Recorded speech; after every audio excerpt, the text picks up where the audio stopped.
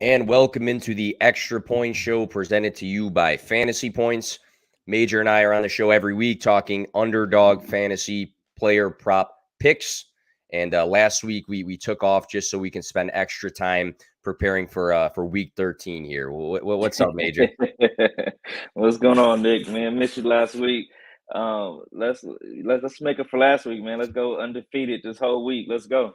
Let's get it. Let's get it. So how this show works is we use the Underdog Fantasy app, and you can go to your web browser or the App Store and just type in Underdog Fantasy. If you are new to that site, sign up today. You get a deposit matchup with the promo code that's actually on the screen without the @ sign, but Fantasy Points, Fantasy PTS deposit matchup. Put down $10. You got $20 to play with. But you go in the app and you'll see this Pick'em section. They'll list a full slate of players for today's games. We're talking NFL, obviously, and different statistics. And you pick higher or lower. You only need two guys to make a pick or to make a bet, and then you're in business from there. So super easy to utilize. It's a ton of fun.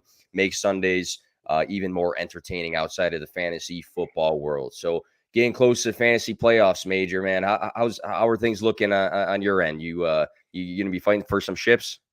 Yeah, man. I think I'm in like 6 leagues. I cut it down from last year, and I'm pretty much playoff bound in all of them. I'm on a border for one, so I'm battling for that 8 spot for one of these playoff spots. But what about yourself? I'm like a big 8-4, like 7-5 guy right now. So I think I'm like Same. close in a bunch of leagues. I think last year was a bit more strong, but just making that final push. But talking player props here today, Major's going to pick four. I'm going to pick four. If you like a combination of what we say, then you can be in business to make some cash today on Underdog. So Major, what's the first player prop that you like today on the Underdog app? Yeah, man. I'm gonna go with our boy Mike White out there in Jets land, higher than 259 and a half passing yards. In his first start, he went crazy, 315 yards versus the 12th ranked pass defense in the with your Bears. Pretty good defense.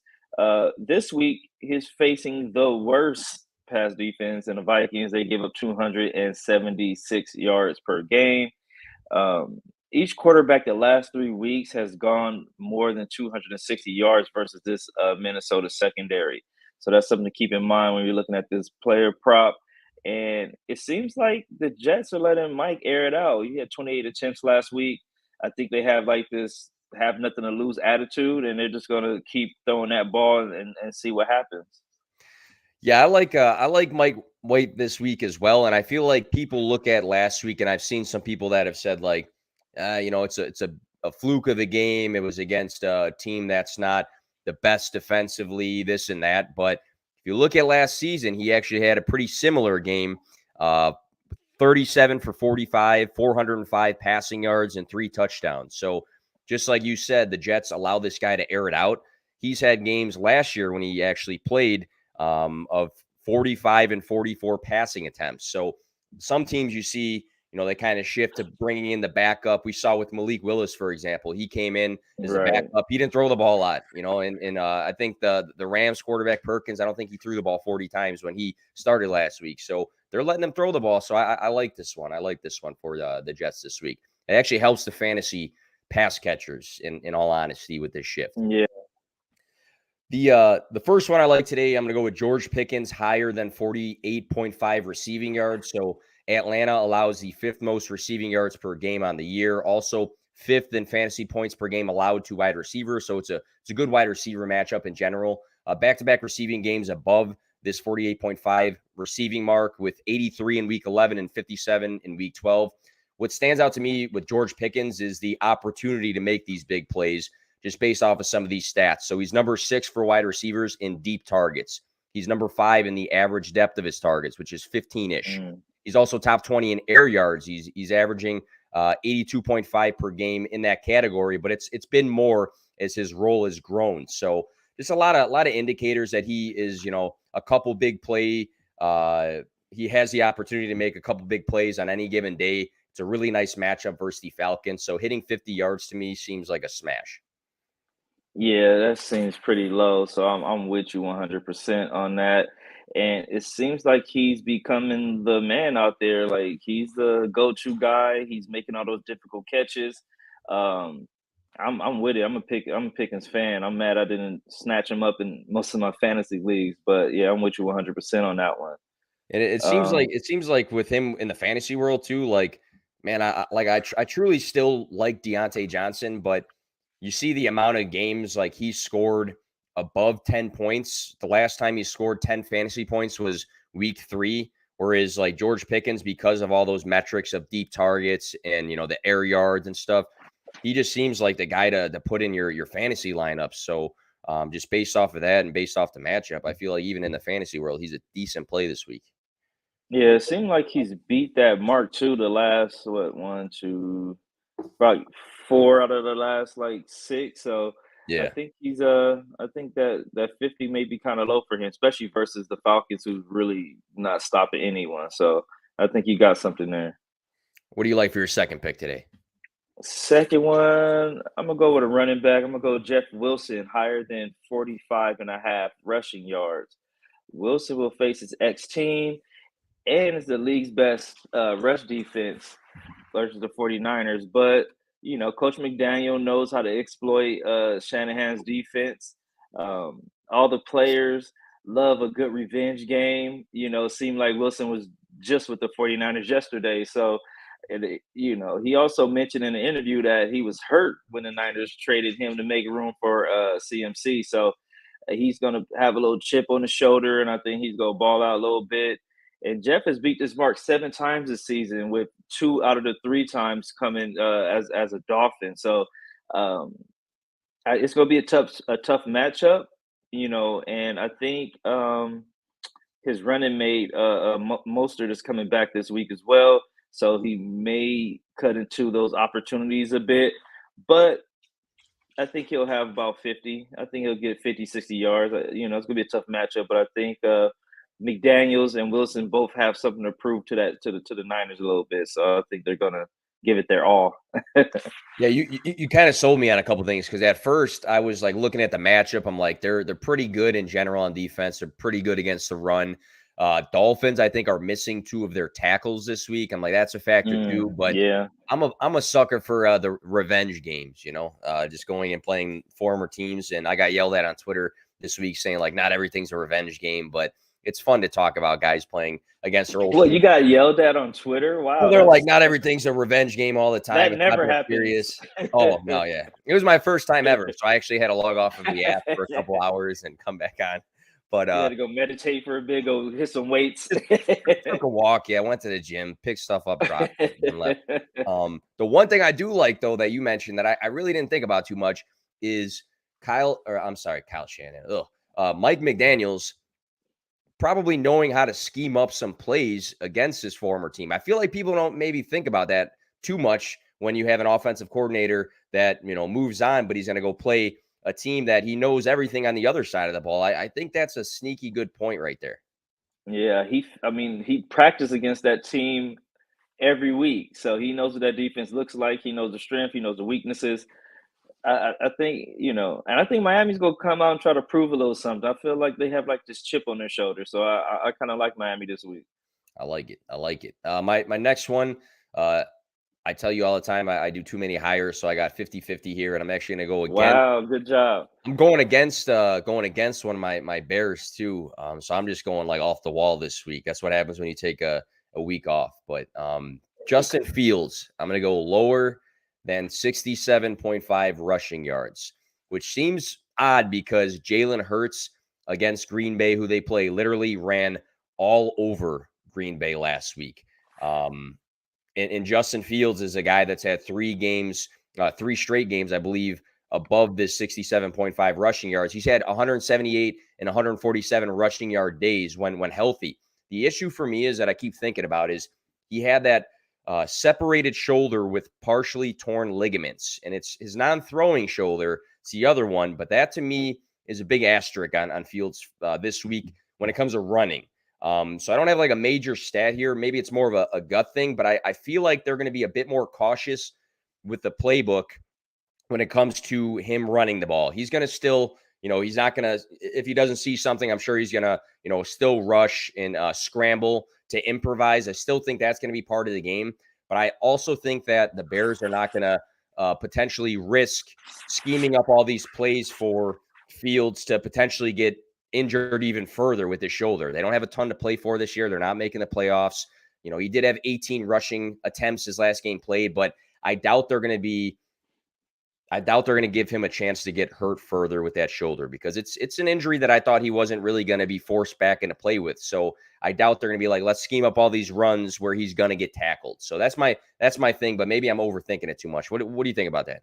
Nah, I'm with you. I like that point about, them trying to protect him a bit with the play calling.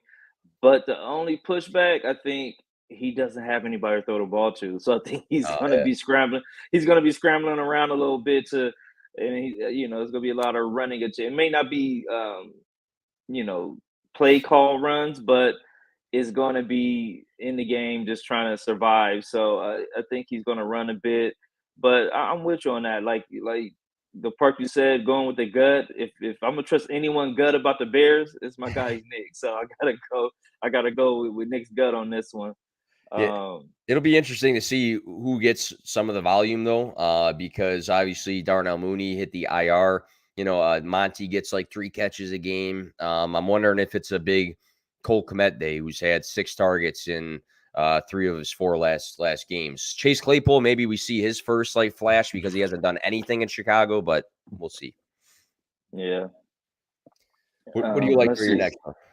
Yeah, for my next one, I'm gonna stay with the Bears, man, and I'm gonna go with your boy Cole Kmet, but Oh, I'm gonna go lower than 31 and a half receiving yards. At first, when I looked at him, I'm like, oh, this is easy. He's the only receiver there pretty much, so he's gonna yeah. get that easily. But I started digging in, and I see that he's facing the Packers, who has the number one pass defense versus tight ends. They only allow 28 yards per game to tight ends.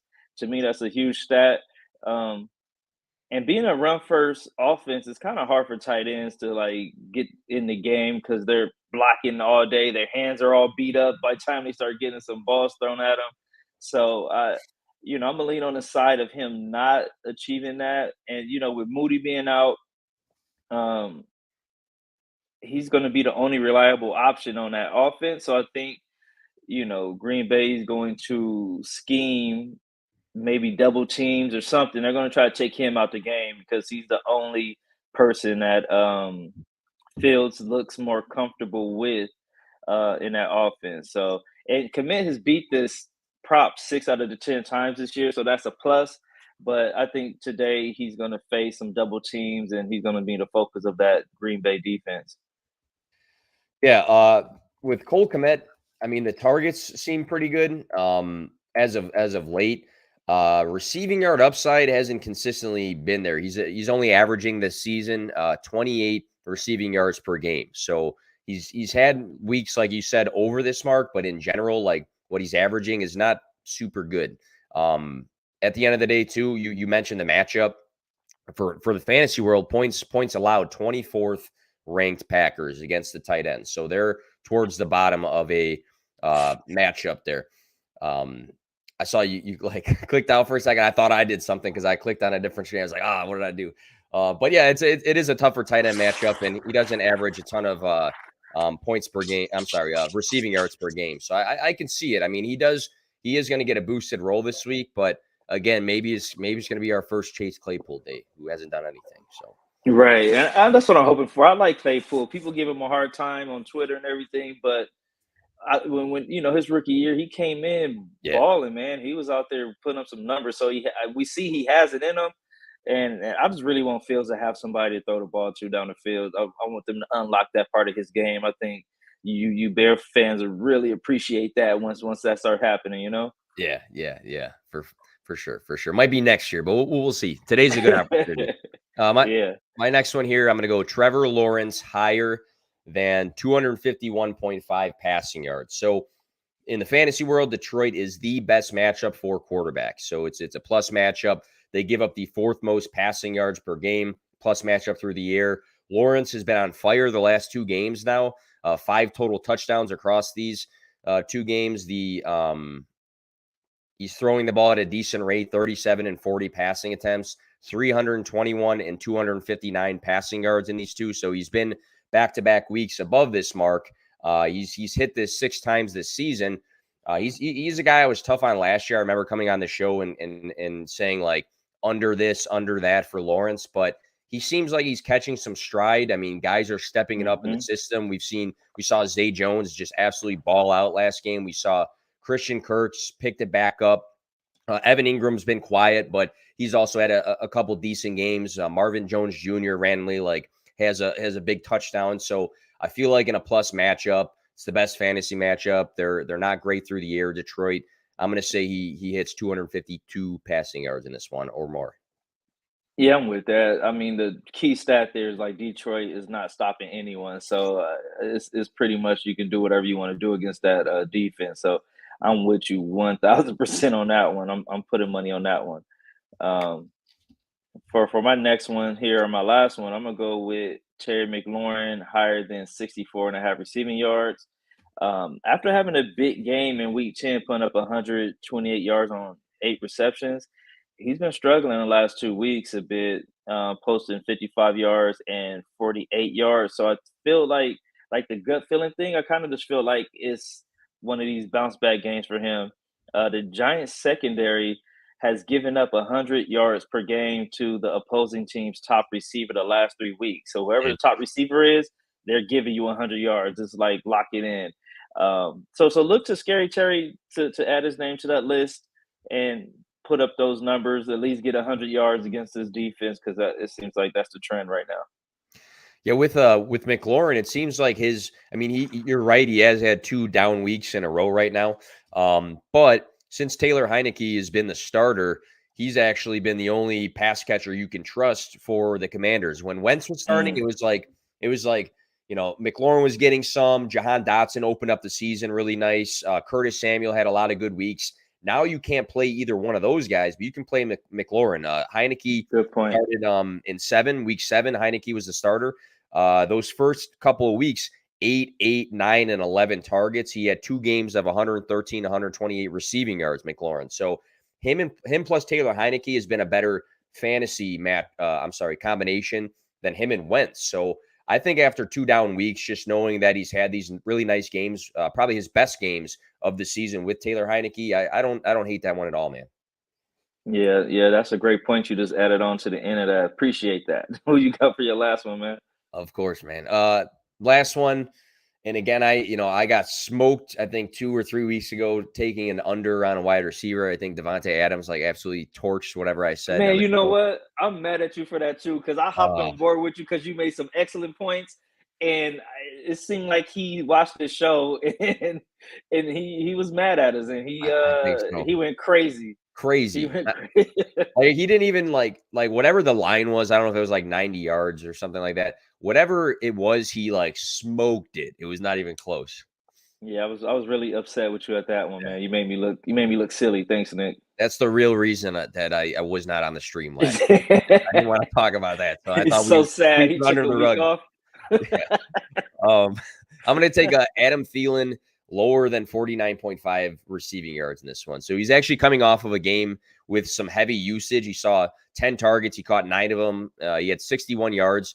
Everything was underneath though in this game, which was strange for Thielen, because if you're getting 10 targets and you're hitting 61 yards, you're banking on him smoking 50 yards, but hopefully getting another 10 targets. But the issue with that is, since the TJ Hawkinson trade, the targets have been like this: Jefferson 13, 16, 5, 11; Hawkinson 9, 10, 9, 6; Thielen 7, 7, 3, 10. So 3 out of 4 of those games, he has been the third option in Minnesota, not the second anymore, the third option. And half of those games have been under this 50 receiving yard mark. So I look at the matchup. You got Sauce Gardner in the Jets secondary that allowed the 8th least passing yards per game and the 3rd least fantasy points per game to wide receivers. It's not a great matchup. He's the third option. So I know it's a lower mark with 50 yards, but I think I'm going to take the under on that. Man, that's I want to be with you on that one. I think I'm with you on that one. It just sounds crazy to me, like feeling, I guess the age is kind of catching up to him a bit, and the situation with the different players being added, and Jefferson being the man and all that good stuff. But I'm looking here in the last 5 games, he's beat that mark. What, 3 out of the 5? So Yeah. he's on the plus side of that. But like you said, it's with Hawkinson there, I think he's becoming that guy. And at this point in his career, I think Thielen's pretty much touchdown dependent to have like a good game. He needs to get in the end zone. So I'm gonna go with you again on this, man. Don't make me look crazy like you did a couple weeks ago. Yeah, yeah. Maybe don't like put all your money on this one, but if you trust the stats there, we'll see how it goes. What about just to like close things out here? What about TJ Hawkinson? Do you think? I feel like a lot of people had question marks with the move. Like they already have Thielen in Jefferson, obviously, and Cook will get some passing work. We're not sure what his role is going to look like. He's been very, very consistent. I mean, maybe he doesn't score 15 points a game, but he's had a lot of nice weeks in Minnesota. Did you expect that? Or I mean, we know he's talented. Yeah, I did expect that. I didn't know it was gonna happen so soon. But Hawkinson to me is a baller. I was surprised when the Lions let him go. But Same division he, too. yeah, especially with the tight end, all the tight ends right this year seeming like they're really not doing anything at all. No. So, if you have one, I don't know why they let him go. But he's. I did watch a game. I think it was last week, and he dropped a couple balls. Like Yeah. so, Yeah. keep Down keep week, I an think. eye on that. Yeah, keep an eye on that. But he gets enough volume to make up for that. So I think he'll be all right. So again, Underdog Fantasy. If you are not familiar, you can go to the web browser, type it in there, or go to the App Store. Make sure to use the promo code Fantasy Points, Fantasy PTS, so you can get that deposit matchup. Again, we most of us here, if you're listening to the show, you probably play fantasy football, which is great and fun. But having some side bets on some player props makes the day even more fun. And sometimes your fantasy Right. team doesn't get the job done, but if you get the job done and get some money, I feel like that makes it better. But Major, anything else, man, as we wrap this one up? No, that's it, man. You broke it down. That happens to me a lot where it's like, oh, my team sucks, but hey, the player prop thing looking good over here. So, man, make some. It's easy money, man. We all gotta have different streams of income. This is just another way to do it. You know what I mean?